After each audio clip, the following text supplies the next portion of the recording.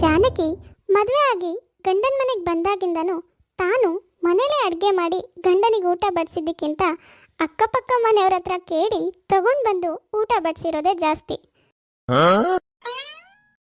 ಸರೋಜಕ್ಕ, ಇವತ್ತು ಬೆಳಗ್ಗೆ ಹೇಳೋದು ಒಂದು ಸ್ವಲ್ಪ ಲೇಟ್ ಆಗಿಬಿಡ್ತು ಕಣ್ರಿ. ಮಗ ನೋಡಿದ್ರೆ ಕಾಲೇಜಿಗೆ ಹೋಗ್ಬೇಕು ಅಂತಿದ್ದಾನೆ. ಇವಾಗ ಅಷ್ಟು ಬೇಗ ಏನು ತಿಂಡಿನೂ ಮಾಡ್ಕೊಡೋಕ್ಕಾಗಲ್ಲ. ಹಾಗಂತ ಮಗನ ಖಾಲಿ ಹೊಟ್ಟೆಲಿ ಕಳ್ಸೋಕೆ ನನಗೆ ಮನಸ್ಸಿಲ್ಲ. ಅದಕ್ಕೆ ನೀವೇನು ತಪ್ಪು ತಿಳ್ಕೊಂಡಿಲ್ಲ ಅಂದರೆ ಇವತ್ತು ಏನು ತಿಂಡಿ ಮಾಡಿದಿರೋ ಅದರಲ್ಲಿ ಒಂದು ಸ್ವಲ್ಪ ಬಾಕ್ಸಿಗೆ ಹಾಕ್ಕೊಡ್ತೀರೇನ್ರಿ? ಓ ಅಷ್ಟೇನಾ? ಅದರಲ್ಲೇನಿದೆ. ಸರಿ ಜಾನಕಿ, ಇವಾಗಲೇ ಹಾಕ್ಕೊಡ್ತೀನಿರು. ತಗೋ ಜಾನಕಿ. ಜಾನಕಿ, ಅದು ಎಲ್ಲಿಗೆ ಹೋಗಿದ್ದೆ? ನನಗೆ ಆಫೀಸಿಗೆ ಟೈಮ್ ಆಗ್ತಿದೆ. ಮಧ್ಯಾಹ್ನಕ್ಕೆ ಬಾಕ್ಸ್ ರೆಡಿ ಮಾಡಿ ಬೇಗ. ಅಯ್ಯಯ್ಯೋ, ಮಗನಿಗೆ ತಿಂಡಿ ತಂದೆ, ಇವ್ರು ಊಟದ ನೆನಪೇ ಆಗಿಲ್ವಲ್ಲ. ಛೇ, ಇವಾಗ ಮತ್ತೆ ಅವ್ರ ಮನೆಗೆ ಹೋಗಿ ಕೇಳಿದ್ರೆ ಅವ್ರು ನನ್ನ ಬಗ್ಗೆ ಏನು ಅಂದ್ಕೊಳ್ತಾರೋ ಏನೋ. ಲೇ ಜಾನಕಿ, ಅದು ಏನೇ ಯೋಚನೆ ಮಾಡ್ತಿದ್ಯಾ? ನನಗೆ ಆಫೀಸಿಗೆ ಟೈಮ್ ಆಗ್ತಾ ಇದೆ ಅಂತ ಅವಾಗಿಂದ ಹೇಳ್ತಿದ್ದೀನಿ. ನಿನ್ನ ಪಾಡಿಗೆ ನೀನು ಯೋಚನೆ ಮಾಡ್ತಾ ನಿಂತಿದ್ಯಲ್ಲೇ. ರೀ, ನಾನು ಒಂದು ನಿಮಿಷಕ್ಕೆ ಕುಸುಮನ್ ಮನೆಗೆ ಹೋಗಿ ಬಂದ್ಬಿಡ್ತೀನಿ. ಈ ಬಾಕ್ಸ್ನ ನನ್ನ ಮಗನಿಗೆ ಕೊಡಿ ಆಯ್ತಾ? ಅಯ್ಯೋ ದೇವ್ರೇ, ಇವಳು ಯಾವಾಗ ಬುದ್ಧಿ ಕಲಿತಾಳೋ. ಛೇ. ಕುಸುಮ, ಏನು ಗೊತ್ತೇನ್ರಿ, ನಮ್ಮ ಮನೇಲಿ ಕಾಳು ಕಡ್ಡಿ ಎಲ್ಲ ಮೊಳಕೆ ಕಟ್ಟಿ ಸಾಂಬಾರು ಮಾಡಿದ್ದೀನಿ ಕಣ್ರಿ. ಆದರೆ ನಮ್ಮ ಯಜಮಾನ್ರಿಗೆ ಅದು ಬೇಡವಂತೆ. ಚೆನ್ನಾಗಿ ಮಾಡಿದ್ದೀನಿ ಅಂತ ತಗೊಂಡು ಹೋಗ್ರಿ ಅಂತ ಹೇಳಿದ್ರು, ಎಷ್ಟೇ ಹೇಳಿದ್ರು ನನಗೆ ಬೇಡ, ಬೇರೆ ಮಾಡಿಕೊಡು ಅಂತಿದ್ದಾರ್ರಿ.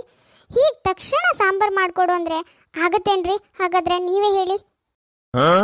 ಹೌದು ಜಾನಕಿ, ನೀವು ಹೇಳ್ತಿರೋದು ಸರಿ ಇದೆ. ಅಷ್ಟು ಬೇಗ ಎಲ್ಲ ಮಾಡೋಕ್ಕಾಗೋದೇ ಇಲ್ಲ. ಅದೇ ಮತ್ತೆ, ಆದರೂ ನೋಡಿ, ನಾನು ಎಷ್ಟೇ ಹೇಳಿದ್ರು ನಮ್ಮ ಮನೆ ಗಂಡಸು ಅರ್ಥನೇ ಮಾಡ್ಕೊಳಲ್ಲ ಅಂತೀನಿ. ಅದಕ್ಕೆ ಕುಸುಮ, ನೀವು ಹೇಗೂ ಏನಾದರೂ ಸಾಂಬಾರು ಮಾಡಿರ್ತೀರಾ, ಅದರಲ್ಲೇ ಒಂದು ಬಾಕ್ಸ್ ಸಾಂಬಾರು ಕೊಡ್ತೀರಾ. ಏನು ತಪ್ಪು ತಿಳ್ಕೊಬೇಡಿ ಮತ್ತೆ ಕೇಳಿದೆ ಅಂತ. ಅಯ್ಯೋ, ಅದರಲ್ಲೇನಿದೆ ಜಾನಕಿ ತಪ್ಪು ತಿಳ್ಕೊಳ್ಳೋ ಅಂಥದ್ದು? ಇರು, ತಗೊಂಡು ಬರ್ತೀನಿ. ಅಮ್ಮಯ್ಯ, ಅಂತೂ ಇದ್ದು ಇವತ್ತು ಬೆಳಗ್ಗೆ ತಿಂಡಿ ಅಲ್ಲಿ, ಮಧ್ಯಾಹ್ನ ಊಟ ಇಲ್ಲಿ, ರಾತ್ರಿ ಎಲ್ಲಿ ನೋಡಬೇಕು. ಹೀಗೆ ಜಾನಕಿ ಏನೇನೋ ನೆಪ ಹೇಳಿ ದಿನಾಲು ಸಾಂಬಾರು ತಿಂಡಿ ಅಂತ ಅಕ್ಕಪಕ್ಕ ಮನೆಯವ್ರ ಹತ್ರನೇ ಇಸ್ಕೊಂಡು ಬಂದು ಊಟ ಬಡಿಸ್ತಾ ಇರ್ತಾಳೆ. ಅದ್ರ ಜೊತೆಗೆ ತಾನು ಕೂಡ ಅದನ್ನೇ ಬಡಿಸ್ಕೊಂಡು ಊಟ ಮಾಡ್ತಾ ಇರ್ತಾಳೆ. ಹೀಗೆ ಕೆಲವು ದಿನ ಕಳೆಯುತ್ತೆ. ಆದರೆ ಇವಾಗ ಜಾನಕಿ ಮಗ ಮಹೇಂದ್ರ ದೊಡ್ಡವನಾಗಿರ್ತಾನೆ. ಅವನಿಗೆ ಮದುವೆ ಮಾಡ್ತಾಳೆ. ಇಷ್ಟು ದಿನ ಆದರೆ ಇವರೇ 3 ಜನ ಇರ್ತಾ ಇದ್ರು. ಆದರೆ ಇವಾಗ ಸೊಸೆ ಸಂಧ್ಯಾ ಕೂಡ ಮನೆಗೆ ಬಂದಿರ್ತಾಳೆ. ಅದು ಅತ್ತೆ, ಇವತ್ತು ಊಟಕ್ಕೆ ಅಡುಗೆ ಏನು ಮಾಡಲಿ? ಅಯ್ಯಯ್ಯೋ, ಇಷ್ಟು ದಿನ ಆದರೆ ಹೇಗೋ ಅಕ್ಕಪಕ್ಕ ಮನೇಲಿ ಹೋಗಿ ಕೇಳಿ ತಗೊಂಡು ಬರ್ತಿದ್ದೆ. ಆದರೆ ಇನ್ಮೇಲಿಂದ ನನ್ನ ಸೊಸೆ ಬೇರೆ ಮನೇಲೇ ಇರ್ತಾಳೆ. ಏನು ಮಾಡೋದು? ಯಾಕತ್ತೆ, ಏನು ಮಾತೇ ಆಡ್ತಾ ಇಲ್ಲ? ಏನು ಮಾಡಲಿ ಅಂತ ಹೇಳಿದ್ರೆ ನಾನು ಅಡುಗೆ ತಯಾರಿ ಮಾಡ್ಕೊಳ್ತೀನಿ.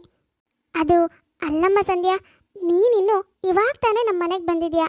ಇಷ್ಟು ಬೇಗ ಅಡುಗೆ ಮನೆ ಜವಾಬ್ದಾರಿ ಎಲ್ಲ ತಗೊಳ್ಳೋದೇನು ಬೇಡಮ್ಮ. ನೀನಿನ್ನು ಈ ಮನೆಗೆ ಹೊಂದ್ಕೊಳ್ಬೇಕು. ನಿನಗೆ ಯಾಕೆ ಹೇಳು ಈ ಚಿಂತೆ? ನೀನೇನು ಚಿಂತೆ ಮಾಡಬೇಡ, ನಾನಿದ್ದೀನಲ್ಲ. ಅಡುಗೆ ತಿಂಡಿ ಎಲ್ಲನೂ ನಾನೇ ನಿನಗೆ ಮಾಡಿಕೊಡ್ತೀನಿ ಆಯಿತಾ? ನನ್ನ ಸೊಸೆ ಆರಾಮಾಗಿ ಸ್ವಲ್ಪ ದಿನ ರೆಸ್ಟ್ ಮಾಡು. ಅಯ್ಯಯ್ಯೋ, ನನ್ನತ್ತೆ ಅದು ಎಷ್ಟು ಒಳ್ಳೆಯವರು. ಇನ್ಯಾರಾದರೂ ಆಗಿದ್ರೆ ಸೊಸೆ ನೀನು ಹಾಗಿರಬೇಕು, ಹೀಗಿರಬೇಕು, ಅದು ಮಾಡಬೇಕು, ಇದು ಮಾಡಬೇಕು ಅಂತೆಲ್ಲ ಹೇಳ್ತಿದ್ರು. ಆದರೆ ನನ್ನತ್ತೆ, ನಾನು ಎಲ್ಲ ಕೆಲಸನೂ ಮಾಡ್ತೀನಿ, ನೀನು ಆರಾಮಾಗಿರು ಅಂತಿದ್ದಾರಲ್ಲ. ನಾನು ಇಂಥ ಅತ್ತೆ ಸಿಗೋಕೆ ಅದು ಎಷ್ಟು ಅದೃಷ್ಟ ಮಾಡಿದ್ನೋ ಏನೋ. ಅಮ್ಮ ಸಂಧ್ಯಾ, ಏನಮ್ಮ ಯೋಚನೆ ಮಾಡ್ತಿದ್ಯಾ? ಹೋಗಿ ಟಿವಿ ನೋಡಮ್ಮ. ಹಾಂ ಸರಿ ಅತ್ತೆ. ಅಮ್ಮಯ್ಯ, ಬೇಗ ಹೋಗಿ ಗಿರ್ಜನ್ ಮನೇಲಿ ಒಂದು ಸ್ವಲ್ಪ ಸಾಂಬಾರು ಇಸ್ಕೊಂಡು ಬರಬೇಕು. ಅಂತೂ ಸೊಸೆನ ಮಂಗನ್ ಮಾಡಿ ಗಿರ್ಜನ್ ಮನೆಗೆ ಹೋಗಿ ಸಾಂಬಾರು ಇಸ್ಕೊಂಡು ಬರ್ತಾಳೆ. ಮಾರನೇ ದಿನ ಬೆಳಗ್ಗೆ. ಇವತ್ತು ಬೆಳಗ್ಗೆನೆ ಸರೋಜಕ್ಕನ ಮನೆ ಕಡೆಯಿಂದ ಕೋಳಿ ಸಾಂಬಾರು ಸ್ಮೆಲ್ ಬರ್ತಾ ಇತ್ತು. ಇವತ್ತು ಅವ್ರ ಮನೆಗೆ ಹೋಗಿ ಸಾಂಬಾರು ಇಸ್ಕೊಂಡು ಬರಬೇಕು. ಕೋಳಿ ಊಟನಾರು ಮಾಡೋಕ್ಕಾಗುತ್ತೆ. ಸರೋಜಕ್ಕ, ಸರೋಜಕ್ಕ, ಮನೇಲೇ ಇದ್ದೀರೇನ್ರಿ? ನಾನು ಜಾನಕಿ ಬಂದಿದ್ದೀನಿ. ಓ ಜಾನಕಿ, ಬಾರೆ, ಹಿಂದ್ಗಡೆ ಇದ್ದೆ ಕಣೆ. ಏನು ಮತ್ತೆ 2 ದಿನ ಆಗಿತ್ತು ನಮ್ಮ ಮನೆ ಕಡೆ ಬರ್ದೇನೆ? ಅಯ್ಯೋ ಹಾಗೇನಿಲ್ಲ ಸರೋಜಕ್ಕ, ಮನೇಲಿ ಸೊಸೆ ಇದ್ಲಲ್ಲ, ಹಾಗಾಗಿ ಅವಳೊಬ್ಳನ್ನೇ ಬಿಟ್ಟು ಬರೋಕ್ಕಾಗಿಲ್ಲ. ಓ ಹೌದೇನೆ? ಅವಾಗಾದರೆ ಸಾಂಬಾರು ತಿಂಡಿ ನೆಪದಲ್ಲಾದರೂ ಬರ್ತಿದ್ದೆ. ಆದರೆ ಇವಾಗ ಸೊಸೆ ಟೈಮಿಗೆ ಸರಿಯಾಗಿ ಎಲ್ಲ ಮಾಡಾಕ್ತಿದ್ದಾಳೆ ಅನ್ಸುತ್ತೆ ಅಲ್ವಾ? ಅಯ್ಯೋ ಅಯ್ಯೋ, ಅದೇನು ಹೇಳಿ ಸರೋಜಕ್ಕ, ಟೈಮಿಗೆ ಸರಿಯಾಗಿ ಊಟ ತಿಂಡಿ ಮಾಡೋದು ಆಮೇಲೆ, ಬೆಳಗ್ಗೆ ಏಳೋದೇ ಎಷ್ಟೊತ್ತಿಗೋ, ಇನ್ನು ಊಟ ತಿಂಡಿ ಎಲ್ಲ ಎಲ್ಲಿ ಮಾಡ್ತಾಳೆ ಹೇಳಿ? ನನಗಂತೂ ದಿನಾಲು ಮಾಡಿ ಮಾಡಿ ಸಾಕಾಗಿದೆ. ಅದಕ್ಕೆ ಇವತ್ತು ಒಂದಿನಾರು ಮಾಡ್ತಾಳೆ ಅಂತ ಬೇಗ ಎಬ್ಸಿದ್ರೆ ಹುಡುಗಿ ಬೇಗ ಎಬ್ಸಿದ್ರು ಅಂತಾನೆ ಸಿಟ್ಟು ಮಾಡಿಕೊಂಡು ಮುಖ ಊದಿಸ್ಕೊಂಡು ಕೂತಿದ್ದಾಳೆ ಬೆಳಗ್ಗೆ. ಅಪ್ಪ ಮಗನಿಗೆ ಆಫೀಸಿಗೆ ಟೈಮ್ ಆಗುತ್ತೆ ಅಂತ ಹೇಗೋ ಸೊಂಟ ಬಗ್ಗಿಸ್ಕೊಂಡು ತಿಂಡಿ ಮಾಡಿಕೊಟ್ಟೆ. ಆದರೆ ಮಧ್ಯಾಹ್ನಕ್ಕೆ ಅಡುಗೆ ಮಾಡೋಕ್ಕಂತೂ ನನ್ನ ಸೊಂಟ ಮುರಿದೇ ಹೋದಾಗೆ ಆಗ್ತಿದೆ ಸರೋಜಕ್ಕ. ಅಯ್ಯೋ ಹೌದೇನೆ ಜಾನಕಿ, ಅದೆಂಥ ಹುಡುಗಿನೇ ಹಾಗಾದ್ರೆ? ಏನು ಮಾಡೋದು ಸರೋಜಕ್ಕ, ಏನೋ ಮಗನಿಗೆ ಮದುವೆ ಅಂತ ಮಾಡಿದ್ದೀವಿ, ಸೊಸೆ ಅಂತ ಕರ್ಕೊಂಡು ಬಂದಿದ್ದೀವಿ, ಮನೆಯಿಂದ ಆಚೆ ಹಾಕೋಕ್ಕಾಗತ್ತಾ ಹೇಳು? ಅದಕ್ಕೆ ಏನು ಹೇಳ್ದೇನೆ ಸೀದಾ ಇಲ್ಲಿಗೆ ಬಂದೆ. ಸರೋಜಕ್ಕ, ನೀನೇನು ತಪ್ಪು ತಿಳ್ಕೊಂಡಿಲ್ಲ ಅಂದರೆ ಇವತ್ತು ಊಟಕ್ಕೆ ಸ್ವಲ್ಪ ಸಾಂಬಾರು ಇದ್ರೆ ಕೊಡ್ತೀಯಾ? ಹಾಂ, ಮತ್ತೆ ಕೇಳಿದೆ ಅಂತ ಏನು ಬೇಜಾರು ಮಾಡ್ಕೋಬೇಡ. ಅದೇ ಅಂದ್ಕೊಂಡೆ, ಏನಿನ್ನೂ ಕೇಳಲಿಲ್ವಲ್ಲ ಅಂತ. ಸರಿ ಇರು, ನನ್ನ ಮಗ 1 kg ಚಿಕನ್ ತಗೊಂಬಂದಿದ್ದ, ಅದರಲ್ಲೇ ಸ್ವಲ್ಪ ಸಾಂಬಾರು ಕೊಡ್ತೀನಿ. ಅಮ್ಮಯ್ಯ, ಬಂದು ಕೆಲಸ ಅಂತೂ ಆಯಿತು. ಜಾನಕಿ ಸರೋಜನ್ ಮನೆಗೆ ಹೋಗಿ ಸೊಸೆ ಹೇಳೆ ಮಾಡಿಕೊಂಡು ಚಿಕನ್ ಸಾಂಬಾರು ತಗೊಂಡು ಬರ್ತಾಳೆ. ರಾತ್ರಿ ಎಲ್ಲರೂ ಒಟ್ಟಿಗೆ ಕೂತ್ಕೊಂಡು ಊಟ ಮಾಡ್ತಾ ಇರ್ತಾರೆ. ಅತ್ತೆ, ನೀವು ಯಾವಾಗ ಚಿಕನ್ ತಗೊಂಡು ಬಂದ್ರಿ? ಹೇಳಿದರೆ ನಾನು ನಿಮ್ಮ ಜೊತೆ ಬರ್ತಾ ಇದ್ನಲ್ಲ. ಅದೇನಿಲ್ಲಮ್ಮ, ನೀನು ಮಲಗಿದ್ದೆ, ಅದಕ್ಕೆ ಯಾಕೆ ಸುಮ್ಮನೆ ತೊಂದರೆ ಮಾಡೋದು ಅಂತ ನಾನೊಬ್ಳೇ ಹೋಗಿ ಬಂದೆ. ಓ ಹೌದಾ ಅತ್ತೆ, ನೀವು ಮಾಡಿರೋ ಚಿಕನ್ ಗ್ರೇವಿ ತುಂಬ ಚೆನ್ನಾಗಿದೆ, ನನಗೂ ಇದೇ ಥರ ಹೇಗೆ ಮಾಡೋದು ಅಂತ ಕಳಿಸ್ಕೊಡಿ. ಸರಿ ಕಣಮ್ಮ, ಅದಕ್ಕೇನಂತೆ, ಎಲ್ಲನೂ ಕಳಿಸ್ಕೊಡ್ತೀನಿ, ನಿನ್ನಿದಾನ ಊಟ ಮಾಡು. ಜಾನಕಿ ಸರೋಜನ್ ಕೈ ರುಚಿನ ಸೊಸೆ ಎದುರಿಗೆ ಹೇಗೋ ತಾನೇ ಮಾಡಿರೋದು ಅಂತ ಮ್ಯಾನೇಜ್ ಮಾಡ್ತಿರ್ತಾಳೆ. ಮಾರನೇ ದಿನ ಜಾನಕಿ ತನ್ನ ಸೊಸೆ ಕಾಟಕ್ಕೆ ಮಾರ್ಕೆಟಿಗೆ ಹೋಗಿ ತರಕಾರಿ ತಗೊಂಡು ಬರ್ತಾ ಇರ್ತಾರೆ.